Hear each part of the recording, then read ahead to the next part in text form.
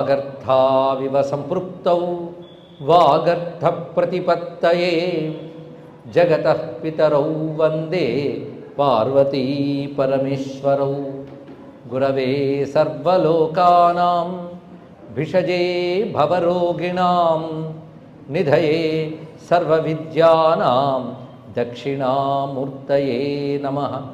నారాయణ సమారంభాం వ్యాసశంకరమధ్యమాం అస్మదాచార్యపర్యంతాం వందే గురుపరంపరాం. నారాయణం నమస్కృత్య నరం చైవ నరోత్తమం దేవీం సరస్వతీం వ్యాసం తతో జయముదీరయేత్.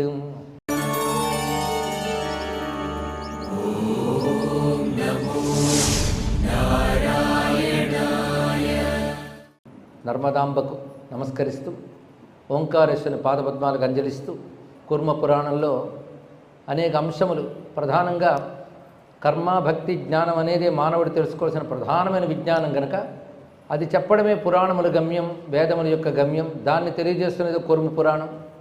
ముఖ్యంగా భగవద్భావన మన హృదయాన్ని కలిగించడం కోసం పురాణములు భక్తిని ప్రబోధిస్తూ అనేక విషయాలు చెప్తున్నాయి.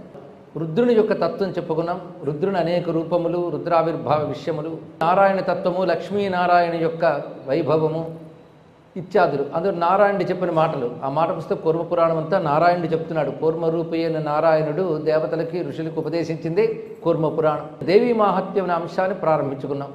అందులో మొదటి అధ్యాయాన్ని ఇది సాంఖ్యము, ఇది బ్రహ్మజ్ఞానము, గోపనీయము, అత్యంత రహస్యము అంటూ నారాయణుడి దాని గురించి వివరించాడంటే ఆ శివశక్తి తత్వం అంతా కూడాను గ్రహించవలసిన అసలైన విజ్ఞానం అక్కడే ఉన్నది.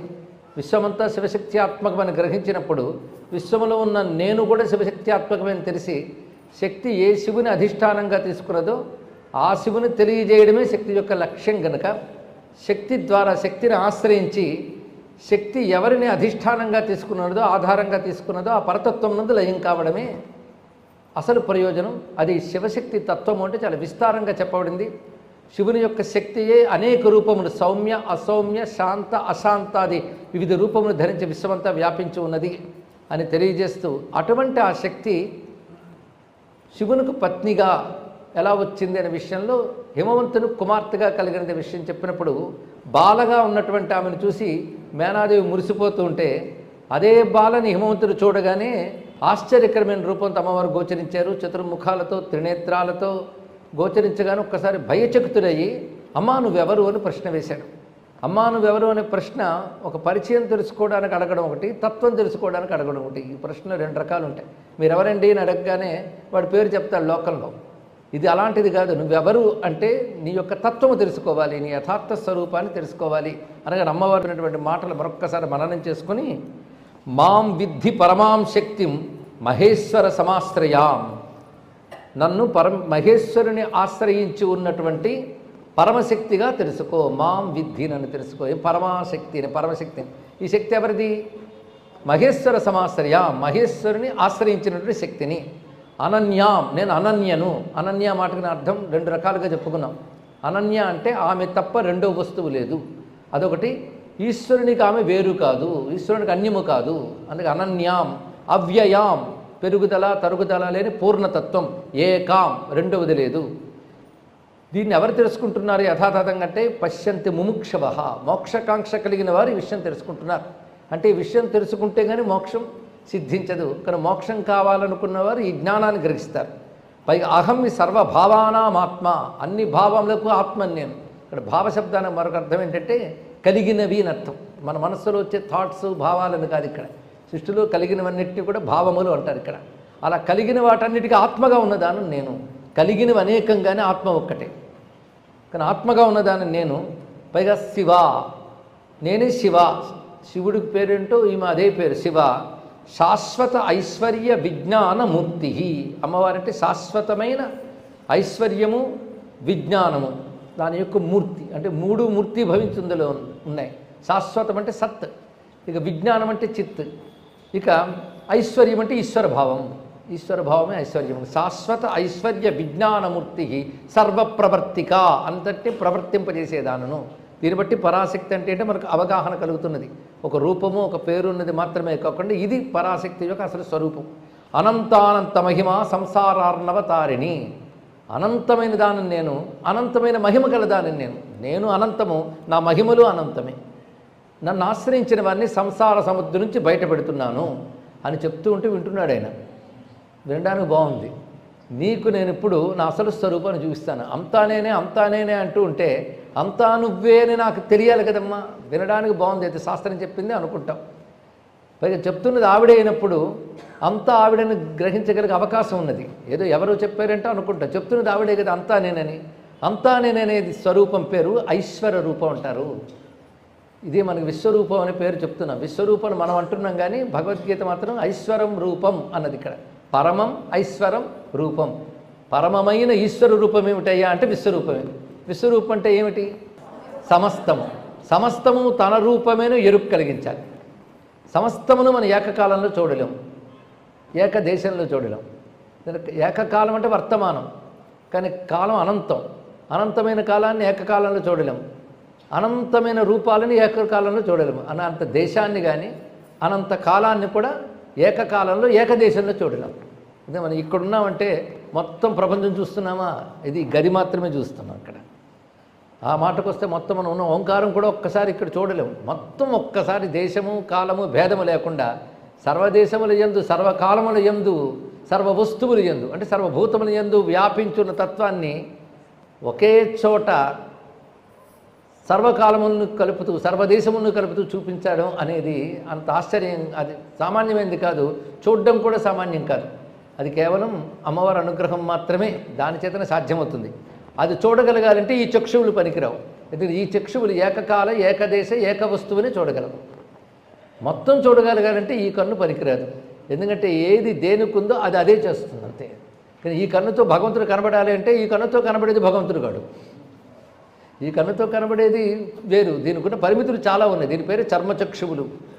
ఇక మనస్సుకు శక్తి ఉందా అంటే మనస్సు ఇంద్రియాలను ఏది బట్టి అంటిపెట్టుకుంటుందో అదే ఆలోచిస్తుంది, మరొక విషయం ఆలోచించదు. కానీ మనస్సుకి ఆ శక్తి లేదు, చక్షువుడికి ఆ శక్తి లేదు. కానీ దీనితో భగవంతుని చూడాలని కూడా ఒక అజ్ఞానం. అది ఇక్కడ అరే కంటికి కనబడిన క్రిమి చూడడానికి ఈ కన్ను పనికిరాదే. అలాంటిది సర్వవ్యాపకమైన ఒక తత్వాన్ని ఎలా చూడగలం? అందుకే వేరే కన్ను కావాలి. ఆ కన్ను సాధకులు సిద్ధులైతే యోగం చేత వస్తుంది వాళ్ళకి. భగవత్ అనుగ్రహిస్తే కానీ ఆ సిద్ధి రాదు కనుక ఆ సిద్ధి రూపమైన చక్షువుని అనుగ్రహిస్తున్నారు. అది దివ్య దృష్టి అంటే అదర్థము. అది ఇక్కడ అంతేగాని 3D సినిమా వేసి 3D కళ్ళజోడు ఇచ్చినట్లుగా దివ్య చక్షు ఇచ్చిందని కాదు ఇక్కడ అర్థం. ఇక్కడ ఆ మాటకు వస్తే 3D సినిమా అర్థం చేసుకోవడం దానికంటూ ఒక వేరే కళ్ళజోడు ఎలా అవసరమో పరమాత్మ అర్థం చేసుకోవడం మరొక దృష్టి అవసరం. ఆ దృష్టి పేరు జ్ఞాన దృష్టి అంటారు. అది ఎవడివ్వగలడంటే గురువు ఇవ్వగలడు. గురువు ఇవ్వగలడంటే నీకు విచారణ చేయడానికి శక్తి ఇస్తాడు. నువ్వు దాన్ని బట్టి విచారణ చేసి ఎప్పుడైనా తెలుసుకోగలవు. అసలు విచారణ వైపే వెళ్లకుండా శ్రవణం కూడా చేయకుండా శ్రవణం కాలక్షేపం అయిన వాళ్ళకి ఎప్పుడూ ఆ దృష్టి రాదు. ఇప్పుడు అమ్మవారు ఇవ్వాలి. అందుకే దివ్యం దదామి తే చక్షు పశ్యమే రూపమైశ్వరం. ఇక్కడ కూడా అమ్మ పశ్యమే రూపమైశ్వరం. మీరు భగవద్గీతలో 11వ అధ్యాయంలో చూసిన ఇదే మాట కనబడుతుంది. రూపం ఐశ్వరం, నా యొక్క ఐశ్వర రూపాన్ని చూడు. ఈశ్వర సంబంధమైన రూపం. ఏతావదుత్వా విజ్ఞానం దత్వా హిమతే స్వయం. అక్కడ ఒక మాట దృష్టినిచ్చింది అని చెప్తూ విజ్ఞానం దత్వా అని మాట అన్నాడు. అంటే ఆ దృష్టి పేరే విజ్ఞాన దృష్టి అని పేరు. విజ్ఞానం అనగా నేను ఒక అర్థం చెప్పుకున్నాం. జ్ఞానం అనుభవానికి వస్తే విజ్ఞానం అనాలి అని ఇక్కడ. అది ఈశ్వరానుగ్రహం వల్ల తప్ప మరొక దానివల్ల రాదు. నువ్వు నీ బుద్ధి బలంతో తెచ్చుకుంటానంటే అదో అహంకారం. బుద్ధికి అంత బలం ఉంది, అది ఆయన ఇస్తేనే వస్తుంది ఇక్కడ. అందుకే ఆ కృపచేతనే దర్శించగలవు. తస్మిన్ దృష్టే పరావరే అనేటువంటి మాట ఇక్కడ గమనించవలసిన అంశం. అందుకే విజ్ఞానం దత్వా హిమవతే స్వయం స్వం రూపం దర్శయామాస. ఇక్కడ అమ్మ చూపించే రూపానికి 3 విశేషాలు చెప్పాడు. ఒకటి రూపం ఐశ్వరం, విజ్ఞానం దత్వా, మూడవది స్వం రూపం దర్శయామాస, తన రూపాన్ని చూపించింది. అంటే ఇప్పుడు ఐశ్వర్య రూపాన్ని కొత్తగా ఆవిడ ధరించలేదు, అది ఆవిడకి సంరూపం. సంరూపం అంటే సహజంగా తనదైన రూపం కనుక ఆ రూపాన్ని చూపించింది. అంటే ఉన్న రూపాన్ని చూడగలిగే శక్తి ఇచ్చింది ఆవిడ. అందుకని ఆయన కోసం రూపం మార్చుకుని కనిపించలేదు. ఎప్పుడైనా విశ్వరూపం అర్థం చేసుకోవడం కోసం ఇది గ్రహించాలి. అందుకే తల్లి చూపు మార్చిందే తప్ప తన రూపం మార్చలేదు. తన యథాతథంగా ఉన్నది అతడిని తన అసలు రూపం చూడగలిగే శక్తినిచ్చింది. ఆ శక్తితో అమ్మవారి స్వరూపాన్ని చూస్తున్నాడు. ఇక్కడ ఎలా ఉన్నది అంటే కోటి సూర్య ప్రతీకాశం తేజోబింబం నిరాకులం జ్వాలామాలా సహస్రాఢ్యం కాలానల శతోపమం దంష్టాకరాళం దుర్ధర్షం జటామండలమండితం కిరీటినం గదాహస్తం శంఖచక్రధరం తథా త్రిశూలవరహస్తంచ ఘోరరూపం భయానకం ప్రశాంతం సౌమ్యవదనం అనంతాశ్చర్య సంగీతం చంద్రావయవ లక్ష్మాణం చంద్రకోటి సమప్రభం త్రినేత్రం కృత్తివాససం. ఈ స్వరూపం చూస్తుంటే ఒకదానికోదానికి పరస్పర విరుద్ధం కనబడుతుంది.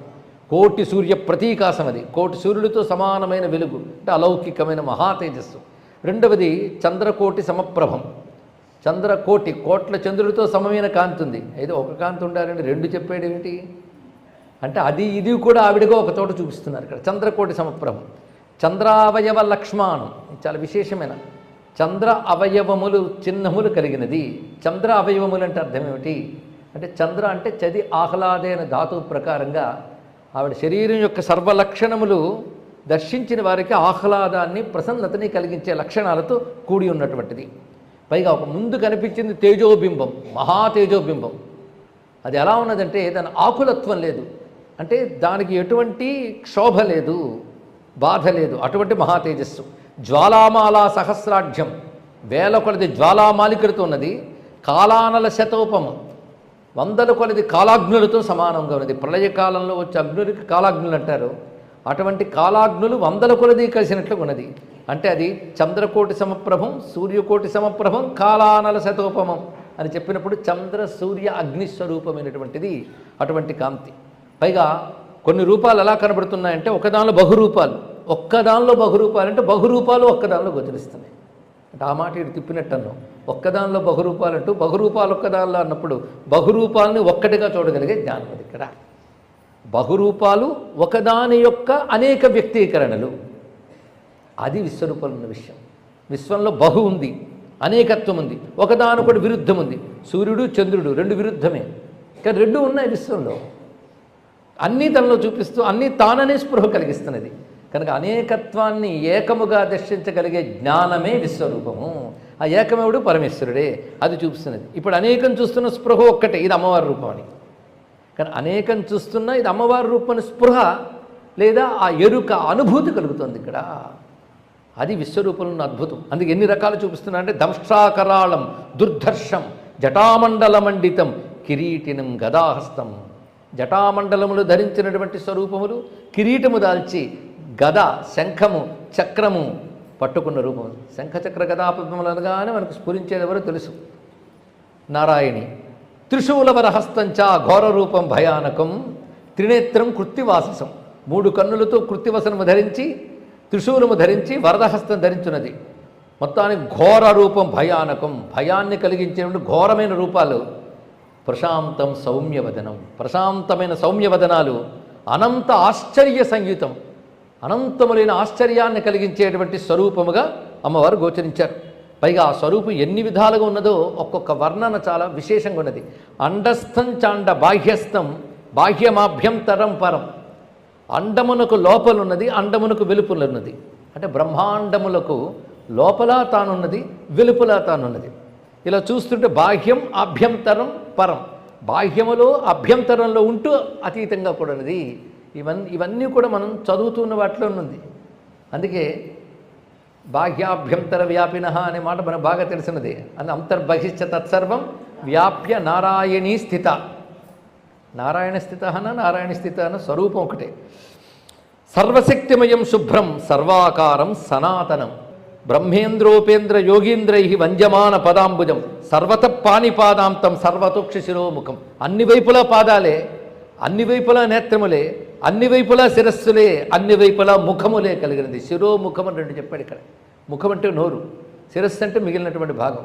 కనుక అన్ని వైపులా శిరస్సులే, అన్ని వైపులా ముఖములే, అన్ని వైపులా చేతులే, అన్ని వైపులా పాదములే. అంటే అర్థం ఏంటి అంటే దీనికి మళ్ళీ ఉపనిషత్ సహాయం తీసుకుంటే ఎక్కడికైనా వెళ్ళగలదు, అంతటా వ్యాపించింది. అందుకు పాదములు. దేన్నైనా పట్టుకోకూడదు ఎక్కడి నుంచైనా, అందుకే సహస్ర కరములు. దేన్నైనా ఎక్కడి నుంచి మింగేయగలదు, అందుకే సహస్ర ముఖములు. దేన్నైనా గమనించుతూ ఉంటుంది, తెలుసు వింటూ ఉంటుంది కనుక సహస్ర శిరస్సులు అనంతములుగా ఉన్నది.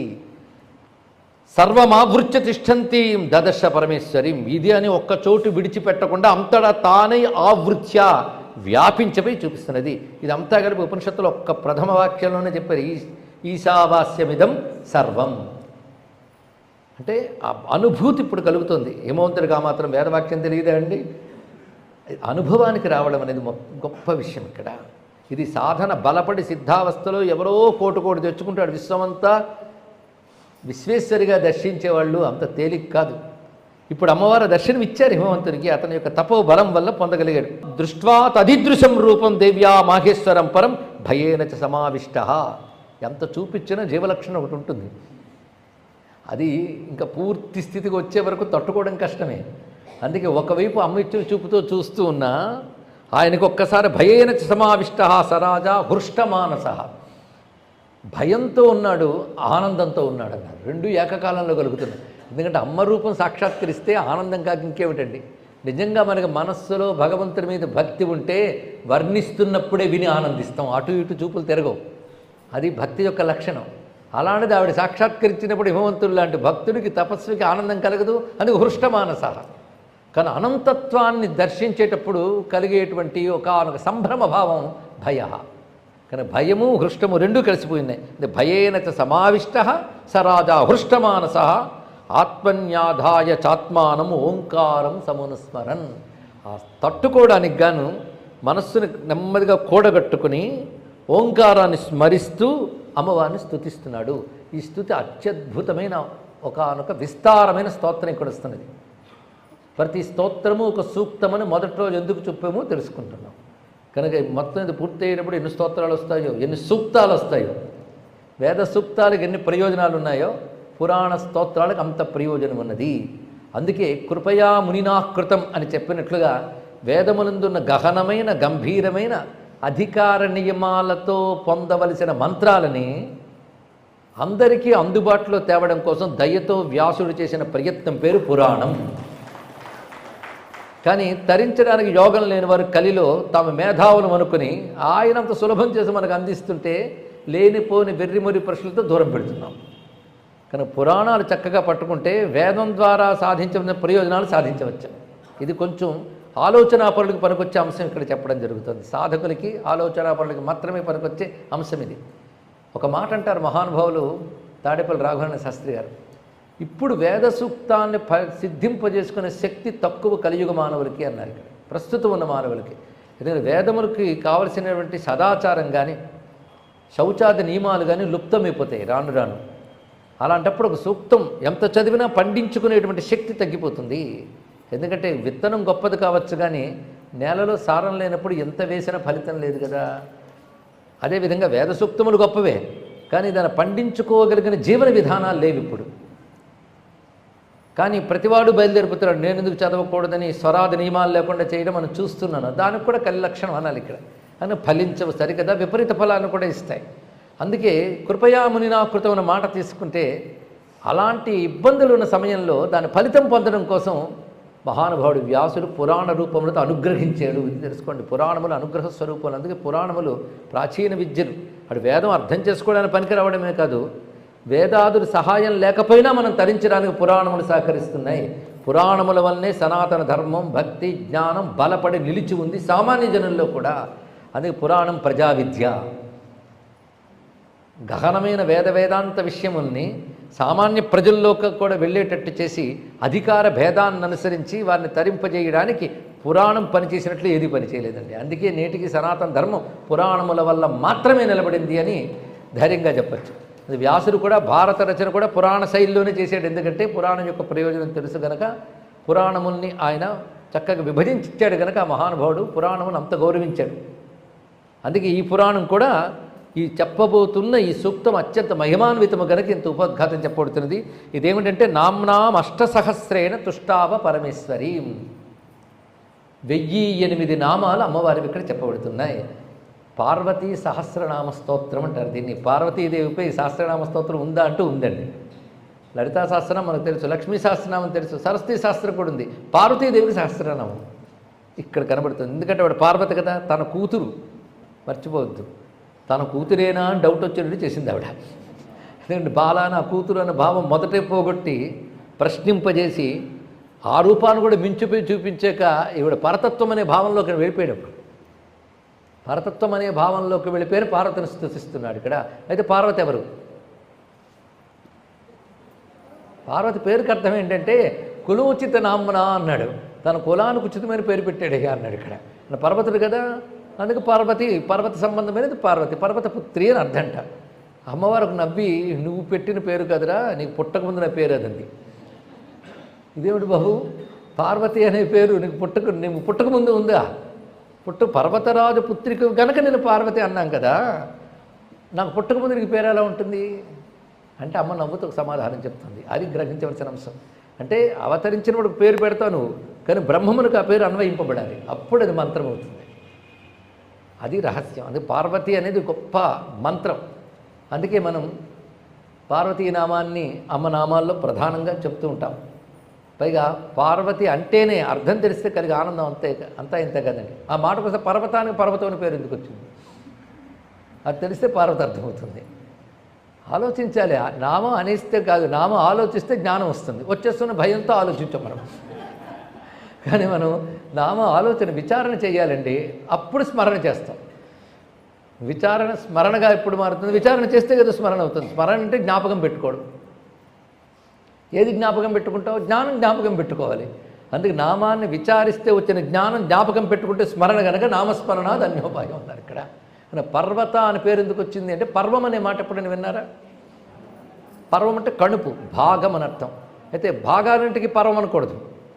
ఇప్పుడు కర్ర 2 ముక్కలు చేసేది పర్వము అనకూడదు. అది ఖండములైతే ఖండం అని అంటాం, కానీ పర్వం అనం.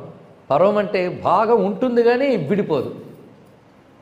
అంటే కణుపులు పర్వం అంటే చెరకు కనబడుతుంది, దేనికది భాగమే, కానీ కలిసి ఒకటే ఉంటుంది, ఏకరసం అందులో ప్రవహిస్తూ ఉంటుంది. అర్థమైంది కదా? అలా మీరు పరిశీలిస్తే పర్వతాలు ఎలా ఉంటాయంటే రకరకాల శిఖరాలతో దేనికది వేరుగా ఉన్నట్టు కనబడతాయి, కానీ ఒకదానితో ఒకటి కలిసి ఉంటే అంత కలిసి పర్వతం అంటాం. అందుకు పర్వతం అని పేరు వచ్చింది. అంటే పర్వరూపముగా తనోతి విస్తరించి ఉంది కనుక పర్వతము. మరి ఈవిడికి ఎందుకయ్యా పేరు వచ్చిందంటే ఆవిడ శక్తి కదయ్యా, శక్తి పేరు పార్వతి అన్నాడు. ఎలా అయిందయ్యా అంటే శక్తులు ఎన్ని ఉన్నాయి? చాలా ఉన్నాయి, లెక్కలేనన్ని. అయినా ప్రధానంగా 3 శక్తులు తెలుసుకో: ఇచ్ఛాశక్తి, జ్ఞానశక్తి, క్రియాశక్తి. ఇందులో ఇచ్ఛా జ్ఞాన క్రియ తీసేస్తే ఉన్నది ఒకటే పదం, శక్తి. కానీ ఒకే శక్తి ఇచ్ఛా జ్ఞాన క్రియ అని 3టిగా ఉంది, కానీ 3 వేరువేరుగా లేవు. 3 కలిసి ఒకటి ఉంది. శక్తి అనే రసం 3లో ప్రవేశిస్తుంది. కానీ ఇచ్ఛ అనే పర్వము, జ్ఞానం అనే పర్వము, క్రియ అనే పర్వములుగా విస్తరించేది కనుక పార్వతి అని పేరిచ్చారయ్యా అన్నాడు. ఇది పార్వతి. అందుకే నీకు పుట్టకముందు కూడా నా పేరు అదండి. ఇప్పుడు అర్థమైంది కదా? కానీ ఇప్పుడు పార్వతి ఎవరయ్యారు?